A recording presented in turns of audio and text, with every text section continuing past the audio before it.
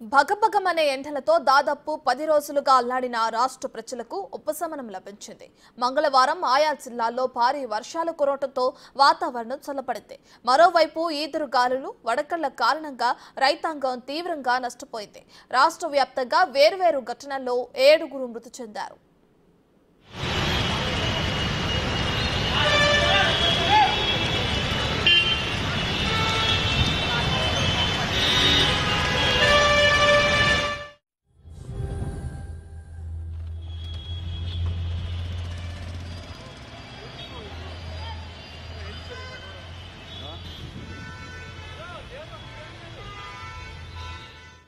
హైదరాబాద్ నగరంలో రికార్డు స్థాయి వర్షపాతం నమోదైంది.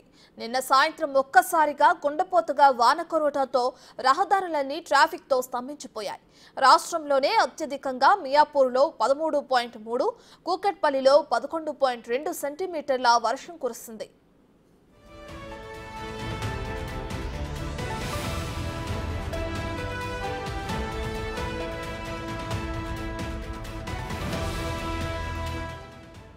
రాజధాని నగరంపై ఆకాశం ఒక్కసారిగా ఉరిమింది. భారీ ఈదురుగాలులకు చెట్ల కొమ్మలు విరిగిపడ్డాయి. అనేక ప్రాంతాల్లో గంటల తరబడి విద్యుత్ అంతరాయం ఏర్పడింది. పెద్ద ఎత్తున ఫీడర్లు ట్రిప్ కావడంతో సరఫరా పునరుద్ధరణకు ఆలస్యమైంది. మియాపూర్, కేపీహెచ్పీ, చందానగర్, సికింద్రాబాద్, లింగంపల్లి, కుత్బుల్లాపూర్, బాలానగర్, షేర్లింగంపల్లి, ఖైరతాబాద్, అమీర్పేట్, కూకట్పల్లి ప్రాంతాల్లో జోరు వాన కురిసింది. రహదారుల్లో వరద కారణంగా రాకపోకలు నిలిచిపోయాయి. సాయంత్రం కార్యకలాపాల నుంచి ఇంటికి వెళ్లలేక ఉద్యోగులు ఎక్కడికక్కడ స్తంభించిపోయారు.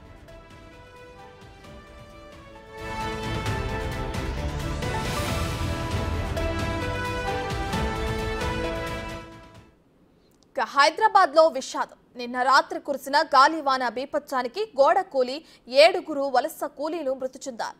బాచుపల్లిలో ఈ ఘటన చోటు చేసుకుంది.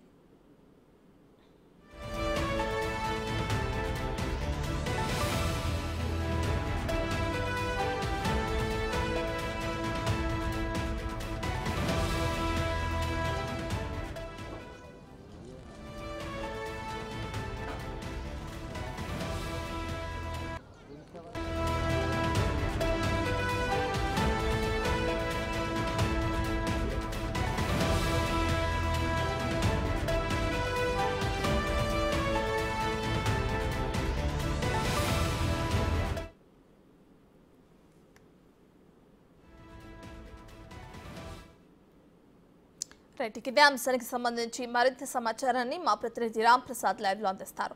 సో రామ్ ప్రసాద్, నిన్న రాత్రి కురిసిన వర్షం కారణంగా గోడ కూలి 7 వలస కూలీలు మృతి చెందినట్లు చూస్తున్నాం. అయితే వాళ్ళ డీటెయిల్స్ ఏంటి, ఎక్కడి నుంచి వాళ్ళు వలసకు రావటం జరిగింది, దీనికి సంబంధించిన డీటెయిల్స్ మొత్తం ఏ విధంగా ఉన్నాయి?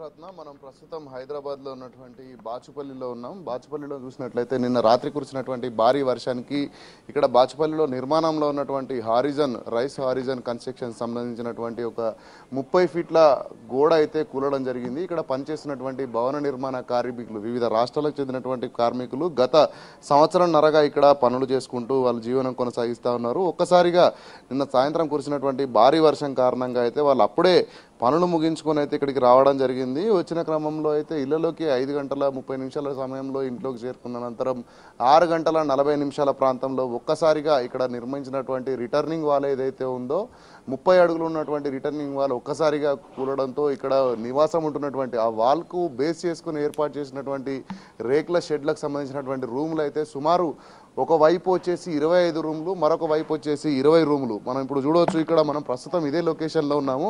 ఈ యొక్క వాల్ ఏదైతే ఉందో వాల్కు ఇక్కడ అనుబంధంగానే ఇక్కడ ఒక 25 రూములను కూడా ఇక్కడ ఏర్పాటు చేయడం జరిగింది. అదేవిధంగా ఈ యొక్క భవన నిర్మాణానికి అటు అనుబంధంగా మరొక 20 షెడ్లను కూడా ఏర్పాటు చేయడం జరిగింది. ఈ